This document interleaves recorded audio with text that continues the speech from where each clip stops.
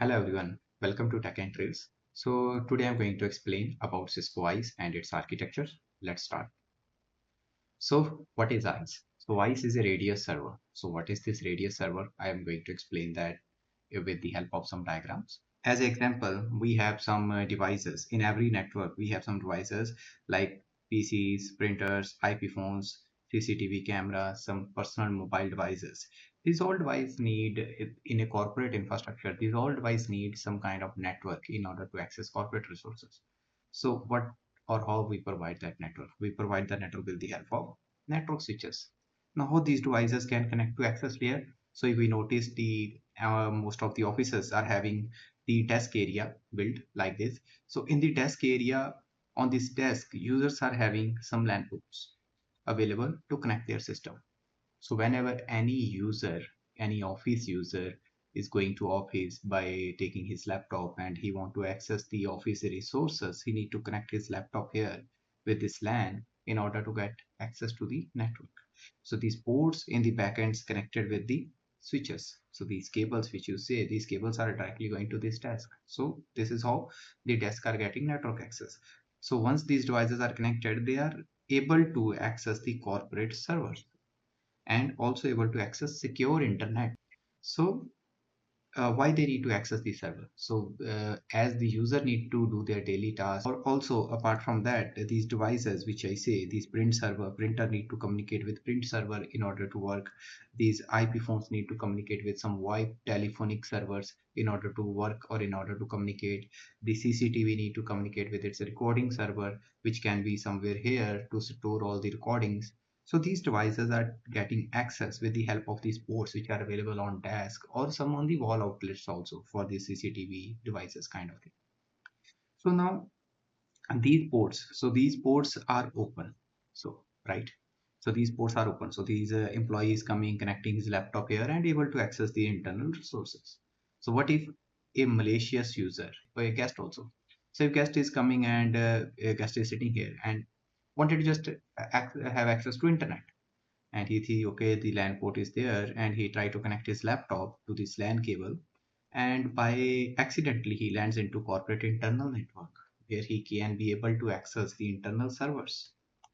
If his system is infected with any kind of virus, it can be spreaded into this all the servers, all the internal devices. So how we can make sure that that kind of thing should not happen in the infrastructure? So that's why we need a secure network access. Secure network access, from the name it's defined clear. Now, so we need to secure these ports with some kind of technology. So only trusted devices can be able to connect. So untrusted users, untrusted devices should not be able to connect to the network. So for that, we have a NAC solution, which we say as a Cisco ISE. So what Cisco ISE do? Cisco ISE help to secure these ports. So only trusted devices can be able to access this. The untrusted users or untrusted devices are not able to access. So let's dig down further how ICE is working or how ICE is making sure that only trusted device is able to access here, or ICE is able to manage how what kind of access that trusted device need to have. How we are managing with the help of ICE, or what we say NAC, Network Access Control Solution. Okay. So ICE is having AAA services. So those AAA services help ICE in order to achieve this functionality. So what are those AAAs? So those AAAs are authentication, authorization, and accounting. So authentication, from name it's clear, it's authenticating a user. So it's a user or user and machine, like user PC, authenticating user PC. That user PC is authenticated with some with the help of some database, and it makes sure okay this is a trusted system. Authorizing means it authorizing that network specific access. Okay, you are authenticated, now I am giving you this particular access. Take example of a simple office. Some users are allowed to enter in data center rooms, but not all the users can enter into data center rooms with their punching cards. So like that. So the authorization, authentication and authorization. User can be able to enter main door of the office with that same card, but he won't be able to enter restricted areas. Maybe he not have access. So that is called authorization. So based on the user level, authorization is provided. That is also taken care by ICE with the help of authorization. Third one is accounting. Accounting means keeping records from when to when that user was there, sitting there, or was connected to the network, was utilizing the network. So those all things comes into accounting. So let's discuss with the help of some examples. So as I said, this is a network and how these devices used to connect with this network, as these are trusted devices. So how ICE is using this AAA functionality to make sure these all the devices should be able to communicate and any untrusted devices should not be able to communicate, right? So now, if we understand, ICE is connected with these switches with the help of radius protocol, running for the communication between the switch and the Cisco ISE. And on the switch port, there is one option called .1x authentication, or for the non-intelligent devices, we can configure MAP also. So with the help of certain AAA commands, which we will definitely see in different practicals, we will restrict these ports in order to check for authentication. So whenever any new user is connecting his cable here, for example, this is a trusted device. This trusted device is connecting the cable here. So this switch will see, okay, this device is connected. Now switch will send a authentication to ICE with the help of radius protocol. And now ICE will start the process, which is authentication, authorization, and accounting. In authentication, ICE will check with the user identity. For example, this username is Bob. So it will check, okay, this is Bob and Bob is present into the database. So Bob name is present in the database, the corporate database. So it's able to say, okay, Bob is a trusted user with its credential, it's validated. So now further it will check, okay, Bob is validated, but now I need to see what kind of access Bob should have. So Bob should be able to access all the resources of corporate. For example, if I take in a basic example, like a basic network, we have VLAN concept where we assign different VLAN to different users. VLAN 10, VLAN 20, VLAN 30, VLAN 10 for HR, VLAN 20 for IT, like that, VLAN 30 for RD. So these VLANs which are created on the switches and on the firewall or on the servers, we have some control where we can manage, okay, what VLAN is allowed to access what. For HR VLAN, users can access the HR resources, IT VLAN members can access IT resources, or RD VLAN member can access RD resources. So if ICE is not here, so what we are used to do? We used to configure this port manually in VLAN 10, VLAN 20, or VLAN 30, right? So, but with the help of ICE now, when authorization comes into picture, after authenticating, it will also check, okay, Bob is part of which group? Is it part of HR, IT, or RD, based on the policy configuration. So on ICE, as I said, ICE is a policy manager. ICE, we have some if conditions that if this user belong to HR group, give it a HR VLAN. So it will send authentication uh, accept to the switch, it will send, okay, give this user VLAN 10 as per the authorization profile configuration.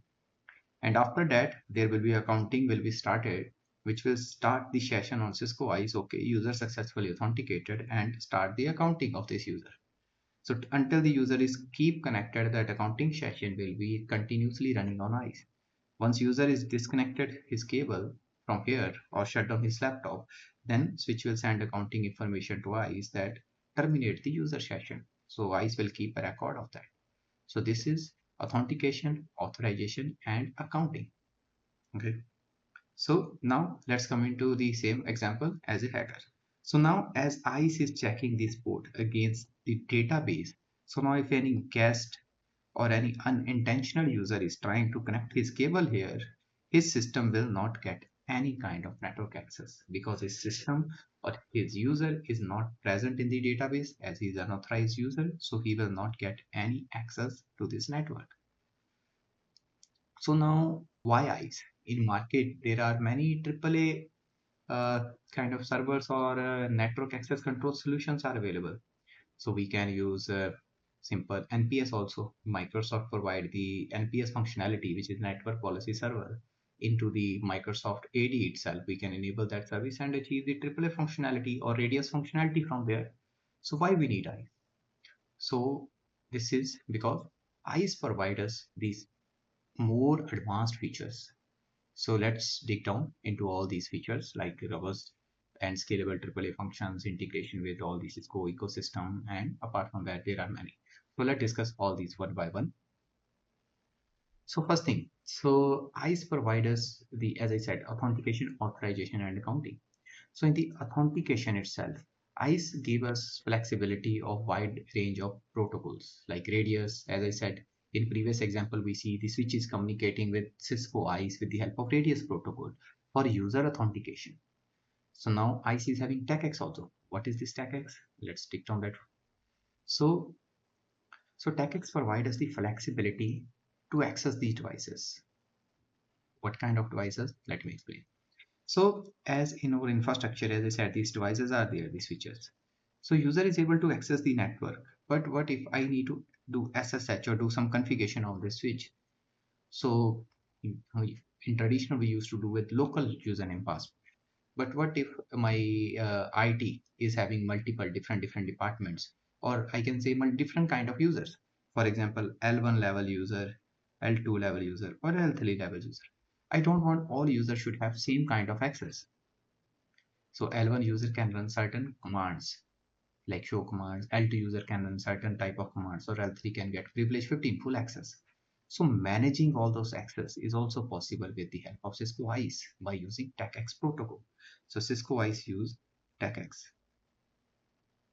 for to communication for with switch and Cisco ISE. They use TACX protocol to achieve this functionality, authentication, authorization, and accounting for device admin access.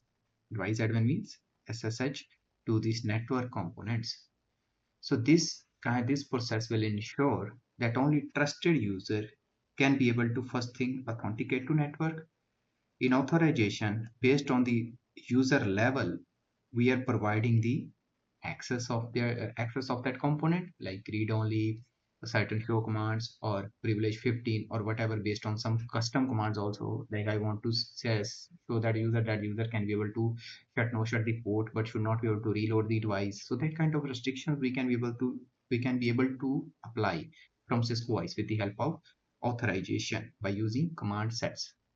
And also the process is making sure not there's no any unauthorized user should be able to access the network, because we are doing authentication, authorization, and third is which is the most important, that is accounting. In the TACX, accounting have a major role. Why? Because accounting is keeping a record which user has executed what command. So later on, if we want to validate, okay, in the auditing, we want to see that this switch got some kind of some configuration on it which should not be there. So we, while checking the accounting reports, we can be able to make sure, okay, who did that? And that is the accountability. So this is how TACX or device admin functionality help us as a, I can say, a robust solution in a corporate infrastructure.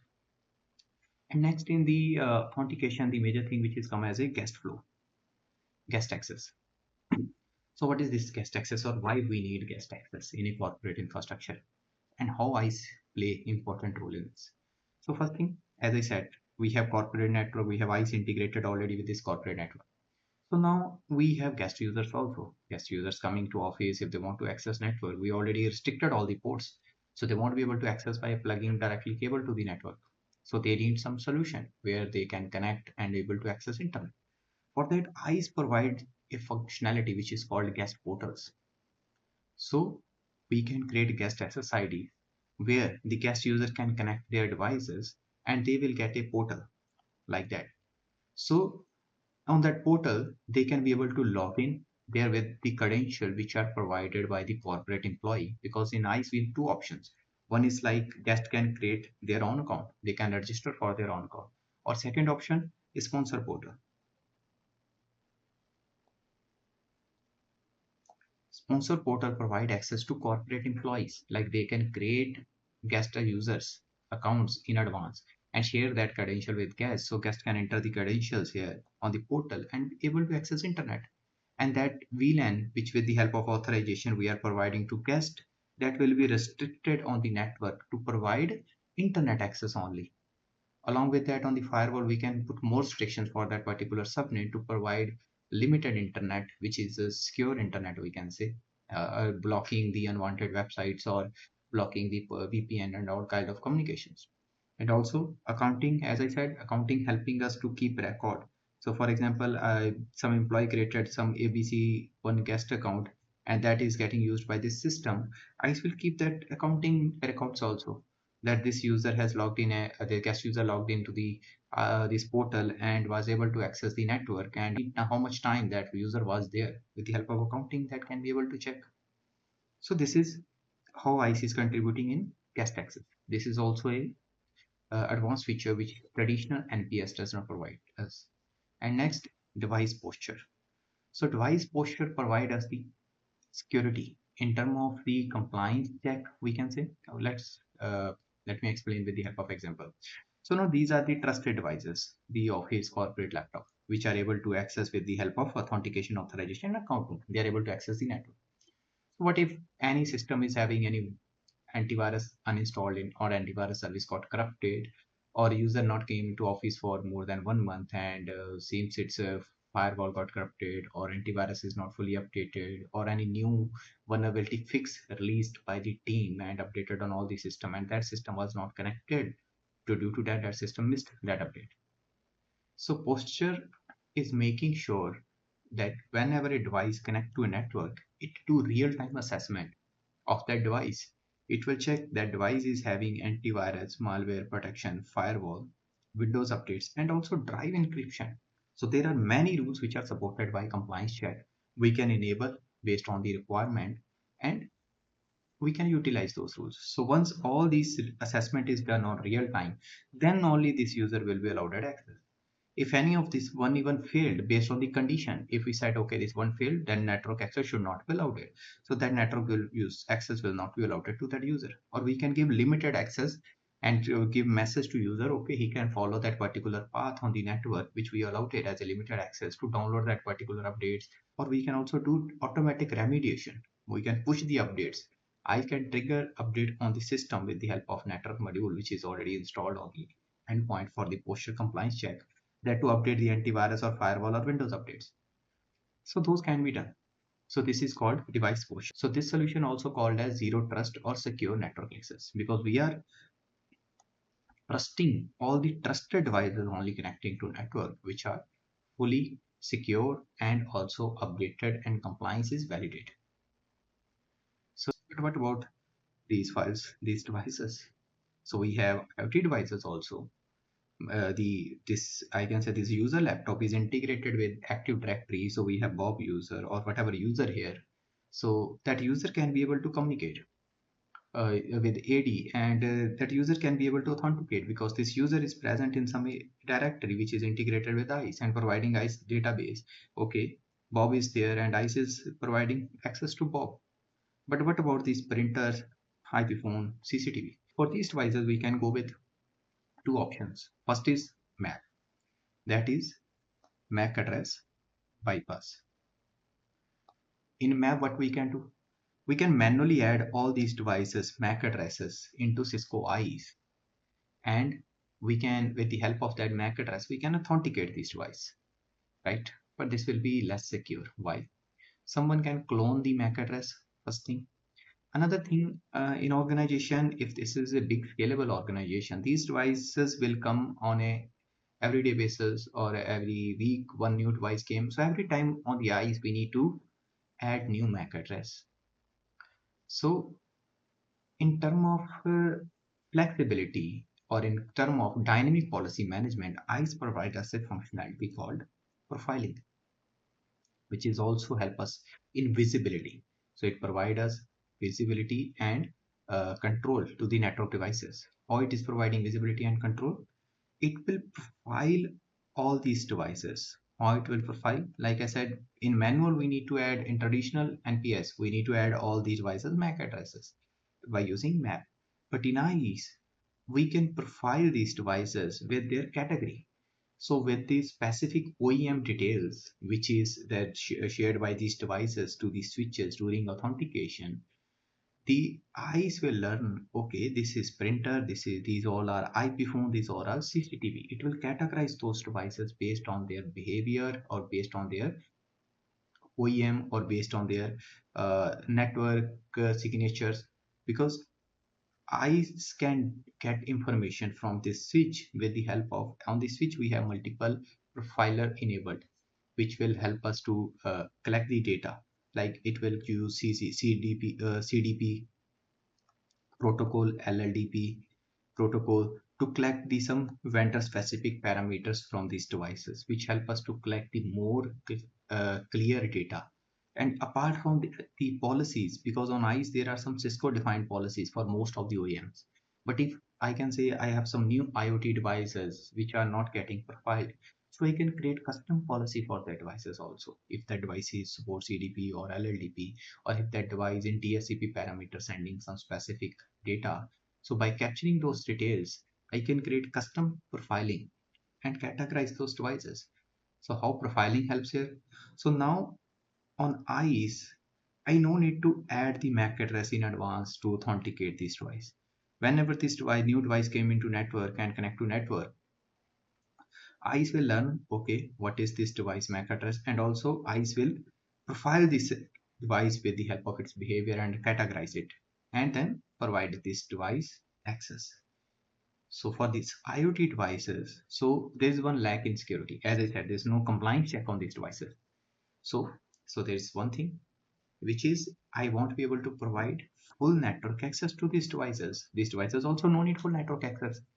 So with the help of authorization, I can put DACL, sorry, downloadable ACL. So that ACL will be downloaded to the switch and applied on that switch port. So that DACL will restrict this printer to communicate with print server only, which is located somewhere. This IP phone can communicate to its gateway or voice server. The CCTV can be able to communicate with its recording server. With the help of DACL, I can apply or put the restrictions on every port where these devices are connecting. And this is totally a dynamic behavior. I don't need to put static ACLs or need to do static work. It's even these all these devices can be part of same VLAN 10, but still they won't be able to communicate with each other with the help of DACL. I can be able to manage that for IoT devices in order to establish security and control over the network. So after profiling, so let's dig down further to the or more advanced features. So as we discussed the posture assessment, which is checking the compliance of the endpoints, and after checking compliance only, we are able to access the network. So next thing is BYOD support. So what is this BYOD support? So like guest access, employee also sometimes need to use internet on their personal devices, like their mobile or their personal tablet. So if they want to use, they no need to create a guest account and go by all that entire process. So what we can do? We can create some BYOD SSID where the guest can connect their system, and similar like guest, they will get a portal where they can use their corporate credentials like Bob, which is user created for his corporate laptop. He can use same credential to log into BYOD also. But only one difference on BYOD, we can restrict the communication that personal device should be able to communicate to specific sources or so specific destinations to specific servers only. We can restrict to access internet only also. Guest access we already discussed, like it provide portals to manage all the guests. And threat integration. So this one is an advanced feature. So threat integration works with the help of third-party tools integrations like StealthWatch. So with the help of those tools will send ICE the data like these device contain some kind of threat. And based on that threats, ICE in the ICE, we can create threat response policies which will isolate that system which contain that virus. In order to contain that virus, it will not be spread into entire network, we can use that functionality. This is called zero day prevention also from Cisco. For this, there are multiple tools required which should be integrated with each other in order to work properly. So Cisco ISE is scalable from small to very large infrastructure also. So in the small term, we can even deploy one ICE node. If the requirement is pretty simple, like only TACX or some minimum devices are required, we can go with one device. Or we can go with HA implementations. If one ICE server got failed, the another server will be there. Or we can go with entire cluster. If we have lakhs of users and that users are distributed across the entire world, so that is called distributed deployment, where the all the nodes are distributed in different regions. Okay. So now from coming from this node, so let me further explain the personas. So what are these personas or what are these node called? So in ICE, there are some personas which we say PAN, MNT, PSN, PX grade. So this PAN stands for policy admin node, which policy admin node is used to manage or control all the configuration. So we can log into the ICE GUI. For example, this is ICE IP address. We can log into this IP address and ICE PAN node will respond to this IP address. So PAN node will be configured with this IP and PAN node will be running the services to manage or to do the configuration to this entire cluster. MNT node is responsible to collect all the data, all the logs. So all the nodes in the deployment sending all the logs to MNT node. This is called monitoring node. Third one is PSN. PSN is policy service node. So all the radius and TACX services are running on PSN node, policy service node. So all these services related to authentication. So any authentication sent by any network switch, that will be sent to PSN. So on the network switches as a radius IP, we need to configure the PSNs. And last one is PX grid. PX grid is used for contextual database sharing. So ICE is preparing a database where it's storing all the endpoints and also preparing some IP to SGT bindings. Those are some advanced topics for NAC or SDA. So ICE is preparing that database and ICE can also share that data with third-party component and Cisco component called DNAC to utilize for the network security and segmentation. So these all personas can be enabled, all personas on one also, both node also. As a HA, we need to enable PAN, MNT and PSN service on both. Or in the distributed deployment, we can run dedicated PAN, dedicated MNT, dedicated PSN, dedicated PX grid in a large scale infrastructure. So we can go with maximum 2 PAN nodes, one PAN as active, one PAN as a standby, because it's going to use for policy admin. So in PAN we have failover detection also, where if primary PAN fails, country PAN will become as active. Second, MNT. We can add also 2 MNT nodes in the deployment. So if all these PSNs in the deployment, whether it's 1 or 10 nodes or 50, all the PSN and other PAN, PX grid, all the nodes will be sending all the log information to MNT nodes. Both MNT nodes it will be sending together. So if one MNT goes down or got corrupted, we still have data on secondary MNT node. And third role is PSN. So PSN also can be enabled on same nodes where PAN, MNT services are running, or for big scale network, we can go with dedicated PSN nodes. So PSN node will be enabled with Radius and TechX services. And on the PSN, we can go maximum 50 PSNs in a deployment. So as I said, scalability, we can go as much as big we want to go. 50 is a very, very big infrastructure using 50 PSN, because every PSN having a higher authentication processing rate. So in Cisco, there are multiple options available for that also. I will explain that in once we are going to deploy the OVF. So I will explain those OVF meanings. So with that, we will discuss how the performance with different OVFs are there. PX grid, we can go with 4 PX grid, which is mostly recommended to go maximum, or we can go with for a most of the network deployment, we always recommend to go with 2 PX grid, because PX grid is only for integration and sharing contextual data. So no need to deploy multiple PSN nodes, because these are only communicating with third-party servers or the entire Cisco servers in order to share the data, or the firewalls in order to share the PX grid data. So these are the deployments. So now let's jump into the Cisco ISE licensing. So Cisco ISE also in licensing term also provide a licensing flexibility to fit every need. So Cisco ISE have a tier-based subscription model. So tier-based subscription model it provide essential, advantage, premier licenses. So let's dig down these licenses further. So essential licenses. Essential licenses providers for example, if organization needs only to do basic authentications, radius authentications of guest user or employees only, they no need to go with IoT profiling or any kind of policies. So by default, I do profiling in essential also, but we won't be able to create any policies based on profiling. To use all the basic functionality related to authentication, authorization, accounting, we can go with essential license. But if the requirement is to go for IoT devices, we need to create dynamic policy for profiling. For example, it's a IP phone, it will authorize based on that. We can go with advantage license. And also if we have PX grid integration required, we need to have the advantage license, or we can go with premier license is required only for premium services, like as I said, posture, checking compliance of the network devices. So these kind of services, this premier is required.